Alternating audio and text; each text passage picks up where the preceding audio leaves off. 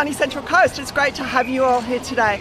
Today I'm joined by Leader of the Labor Party and the next Prime Minister of Australia, Bill Shorten, and our fabulous Shadow Minister for Health, Catherine King, and the rest of the Labor team. Bill's been a regular visitor to this patch, and it's great to have him back here with 4,000 young women and girls who play netball. It's such an important part of our local sporting family, and to have Bill here today meeting and greeting and talking about such important things like sunscreen and making sure that we've got what we need in our local community. So thank you, Bill, for coming, and it's great to have you. Thanks, Anne, and good morning, everybody. It's great to be here on the Central Coast. I'm feeling a little bit of parent guilt. I'm a netball dad, and I love seeing netball and my own daughters play it. We're here today, though, for a very good purpose. Australia is the skin cancer capital of the world. 2 out of every 3 Australians, by the time they're 70, will get a diagnosis of skin cancer. Even worse, over 2,000 Australians will die this year because of skin cancer-related illnesses. And the thing about skin cancer, unlike perhaps some of the other cancers, is it's almost entirely preventable.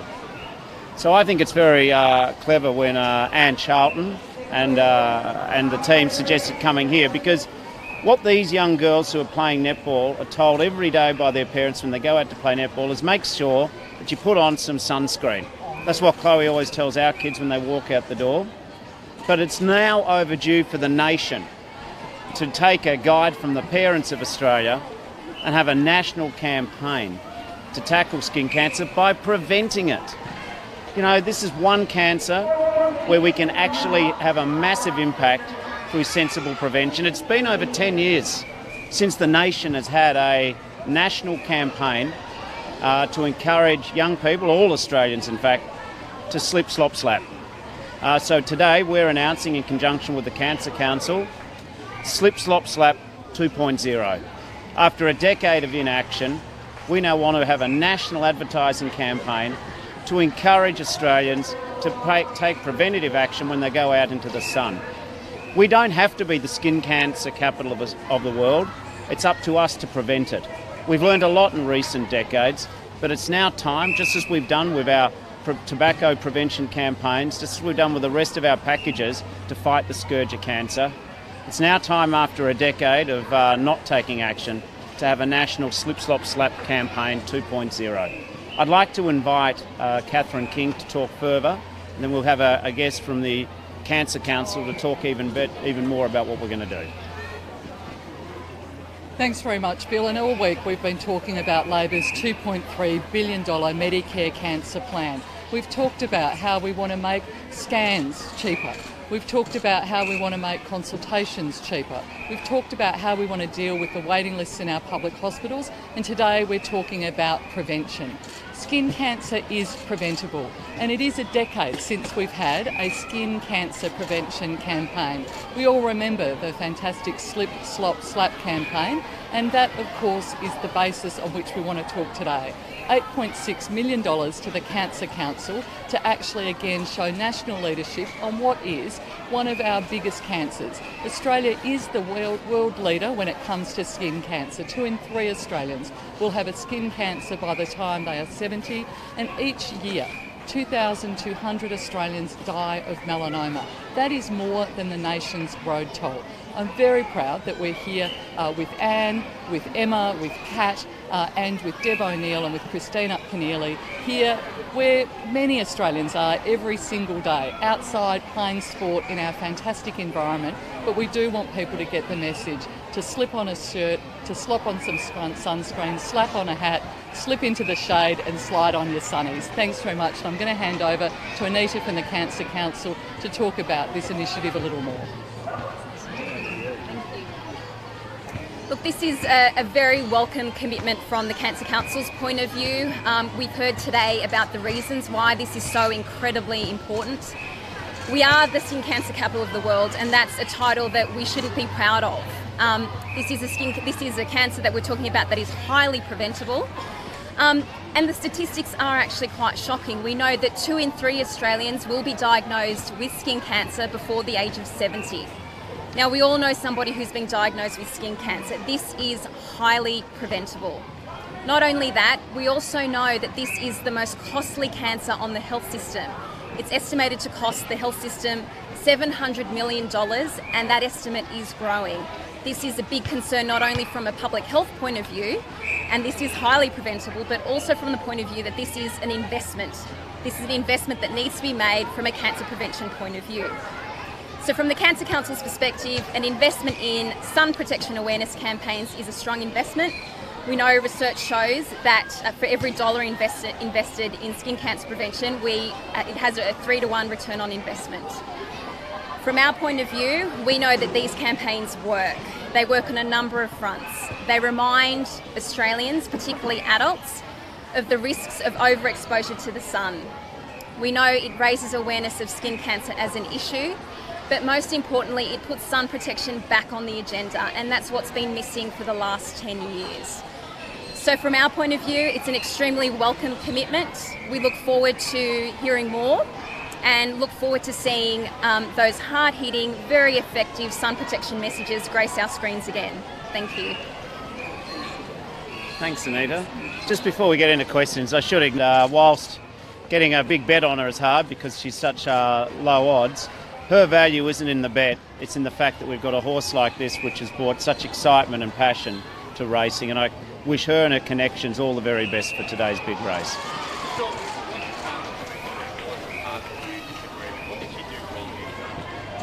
Well, first of all, let me just say about Melissa Park that she's done the right thing. She doesn't want to be a distraction in the campaign. She has very strong views. I don't share those views, but she has very strong views. She's felt in the context of this election campaign that she would become a distraction, and she stepped down because Melissa, like all of our candidates, cares more about having the Labor Party succeed than a particular individual. She says that those views Sorry, were we'll just known share the questions, but you go next. She says that those views were very well known for many years. Why was she pre-selected in Curtin? Well, first of all, we didn't have a candidate in Curtin until recently. I mean, to be fair though, neither did the Liberals. And so she thought she might have another go at politics, but she's decided it's not for her, and she's done the right thing. Was that an oversight to pre-select? So I'll just go to the next question. So you don't agree with the views? Which views in particular don't you agree with? Well, no, she has very strong views. I've got different views, and my views are that a two-state solution in the Middle East is the way to go. And I also have a view that Israel has the right to security behind its own borders, and the Palestinian people have a legitimate interest in statehood. Did the party ask her to stand down? She made that decision. But Mr. Shorten, this isn't about her views, is it? It's about an unfounded claim about Israeli soldiers. Isn't that a bit more serious? No, what it is about a candidate who's decided that she doesn't want to be a distraction.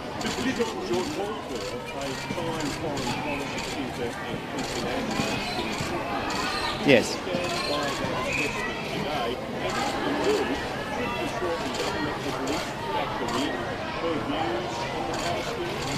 There are plenty of views about the Middle East, longer than we have time to debate here at this press conference. In terms of Melissa Park, she's served the United Nations working with refugees. I'm not about to start attacking her, but she has made a principled decision that she doesn't want her views on a particular topic to become a distraction to the election. And I just say to Australians, this shows you how determined Labor is to be united and to present its best foot forward for the people of Australia. And what we have here is a team who are determined to get onto the issues which are the matter most to Australians, and that is, of course, turning back the cuts to hospitals and education by this current government, making sure that we can get wages moving again, because at the moment everything's going up but your wages, seeking real action on climate change and encouraging greater investment in renewable energy. And we do that, of course, that will lower energy prices. Sorry, I'll come to you. Oh, that was such a good question. Yes, Labor will choose a new candidate.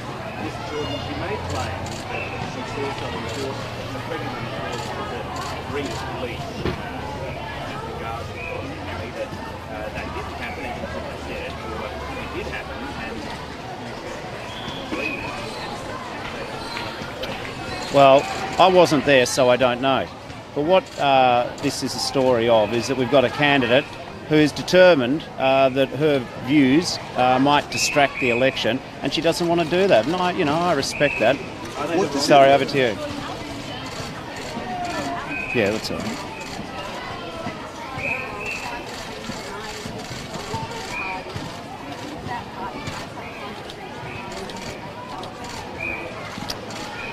The Liberal Party's full of climate change deniers. If they weren't, Malcolm Turnbull would still be the Prime Minister of Australia. The Liberal Party's full of climate change deniers because for 6 years they've been incapable of forming an energy policy. You would be aware that there have been 13 different energy policies in Australia. No wonder energy prices have been going up, because we've got a government who's paralysed. And as for Mr Turnbull's personal actions, I mean, his party bailed out the Liberal Party. The Liberals didn't object to Turnbull money when it was going to them, but clearly they have a problem if there's support going to independents. You know, I think the Libs just do you know how they'd avoid this whole mess? Take real action on climate change. I'll come to you in a sec. So, what were you hoping to achieve in your meeting with Anthony? It was a fundraising function which many people were at, and what I was hoping to do was raise money. Mr Shorten, the Liberal Party has lost 3 candidates because of Section 44 concerns. Can you guarantee that there are no such concerns with any Labor candidates? Well, I've answered this question before, so I'm very conscious. I can guarantee that my party is doing everything it can to eliminate any constitutional doubt over any of its candidates. I mean, we have had the advantage that a lot of our candidates have been in place. The Liberal parties, to be honest, had to rush. In plenty of places they've only just got their candidates last week. So I guarantee Australians that my party and the processes of my administrative officials are doing everything we can to make sure there's no controversy. Sorry, you were next. You said that New Start would rise under a Labor government. I'm just wondering, when you said that yesterday, whether you envisioned it being a small increase, a modest increase, or a large increase, when would welfare recipients start to see that increase? Well, what I envisaged when I said that a New Start should rise is it's pretty low now. I don't know how many of you could live on $260+ a week. Most Australians couldn't. So I do think it should rise. In terms of how much, we said we'll review it. I wouldn't preempt a review. But what I say to people on welfare is a Labor government's not into poor shaming. We're not into making you the cheap targets to divide our community. What we want to see is a robust economy. Obviously, the best solution to unemployment is a job. But I don't want to be into dividing this country and attacking vulnerable people who could well be unemployed for a whole lot of reasons and making them the target of community resentment. What about a time frame? Sorry, I've given you 3. I might come over there, but I will come back to you.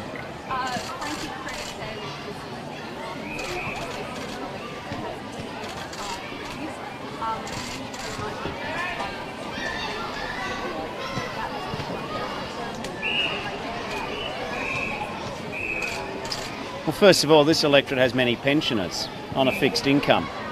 Literally thousands were kicked off the pension or part pension by this government. So I say to the pensioners, I haven't forgotten you. And I say to older Australians more generally, be they people getting a government payment with no means test, which is what these franking credits are, or a government payment with a means test, which is what our age pension is, I am determined to help reduce the cost of living pressures on you. So, for instance, we've been very successful in forcing the government in recent weeks with a election on the neck of the government to make sure that they unfreeze the Medicare payment. What I will do is make it less unaffordable to go and see the doctor. When you're old, you need to see a doctor more. I'm going to make sure that in our healthcare system on the Central Coast, just as every other part of Australia, that what we have is we have a system where it's your Medicare card, not your credit card. I also say to older Australians, a vote for Labor will see downward pressure on electricity prices. It becomes almost like a Stephen King film to go and get your electricity bill under this government. They have had no plan on climate, and as a result, there's been very little investment in new generation. So when it comes to cost of living, when it comes to standing up for the pensioners, when it comes to healthcare costs, we'll be right alongside you.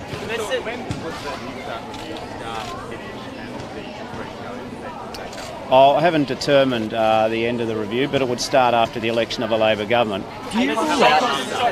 Sorry, why don't you and then you? Well, I think ACOS is entitled to their point of view. Well, if you're saying that's what ACOS says, I'm sure that's their opinion. Mr Shorten, Peter Dutton is doubling down on his attacks on Ali Francis. What's your response to that? Calling on Scott Morrison to possibly even calling for Mr Dutton to resign? Listen, I am shocked that, one, Mr Dutton hasn't had the good grace to apologise, and two, that Mr Morrison hasn't asked him to apologise. It just shows me how weak this government is. I mean, Peter Dutton was within 3 votes of becoming the Liberal Prime Minister of Australia. I think Mr Morrison's acutely conscious of that, so to some extent I don't understand why Mr Morrison hasn't asked him to apologise, other than I can conclude that he's a hostage of Mr Dutton. But why don't we get Christina Keneally's point of view? She has been campaigning with Ailey France, and she was also a Minister for Disabilities in the state government, so I think she brings some perspective to these offensive remarks. So I'm just going to get Christina, but... Thank you. Last week, Scott Morrison stood in front of the nation, called a royal commission into the abuse of people with a disability, and he shed tears. He shed tears there in the courtyard, and I give him credit for bearing his heart, showing his compassion, and standing up for people with a disability. But this week, Peter Dutton launches a mean, low, despicable attack against a woman with a disability, Ailey France, a mother who lost her leg shielding her child from a car accident. And Mr. Morrison has remained silent. Mr. Morrison, he said nothing. You cannot stand in the courtyard and shed a tear for people with a disability and then the very next week turn a blind eye to a low, despicable attack by Peter Dutton against Ailey France. Now, why has Mr. Morrison not stood up to Peter Dutton? Why has Mr. Morrison not demanded that Mr. Dutton apologise, not just to Ailey France, but to all the people who live with a disability in Australia, who struggle to find appropriate accommodation, who have to face the challenge of doing the normal day-to-day tasks all of us take for granted with that extra hurdle that disability brings? Well, quite simply, is Mr. Morrison afraid of Mr. Dutton? Mr. Dutton, after all, is a thug. Mr. Dutton is the most toxic man in the Liberal Party. Mr. Dutton is mean and despicable.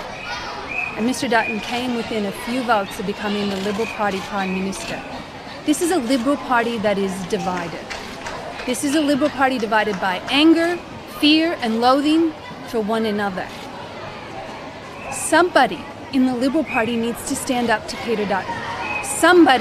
That somebody should be Mr. Morrison, the Prime Minister. If the Prime Minister, who showed compassion, who showed the nation his heart last week, when he stood there, tears in his eyes, talking about people with a disability. Well, Mr. Morrison, I say to you, have the courage of your compassion and your convictions.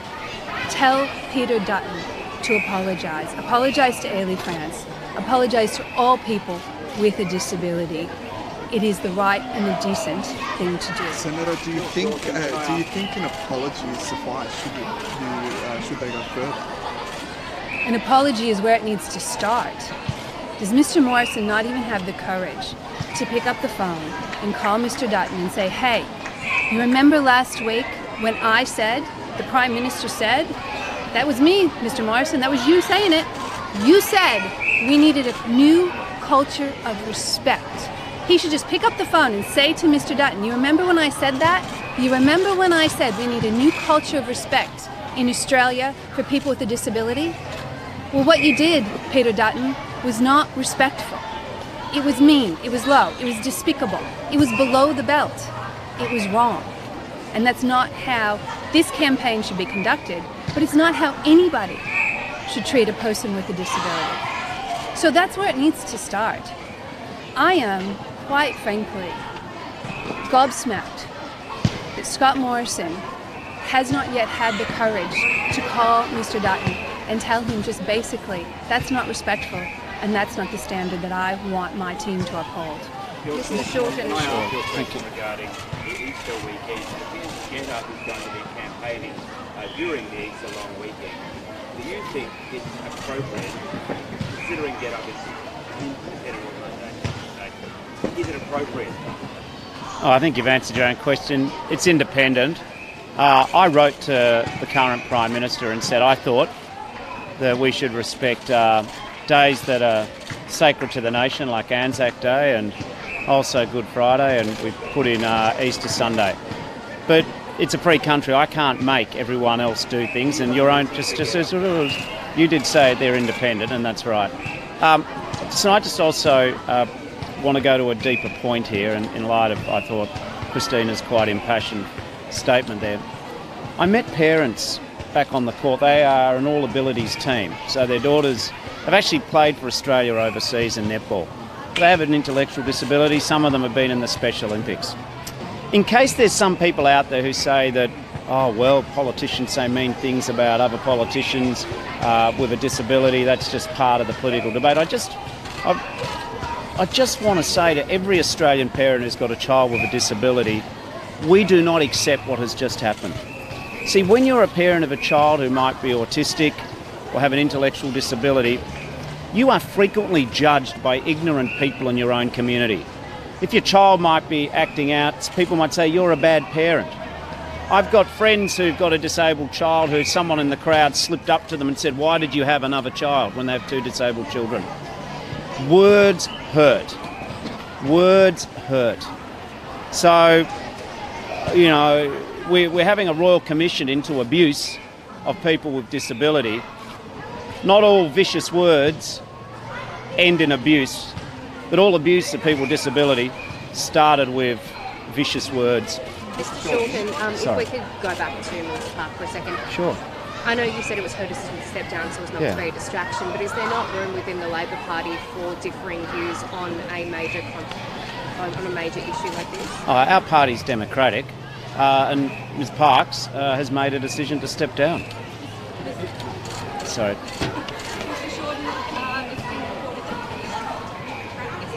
Yeah.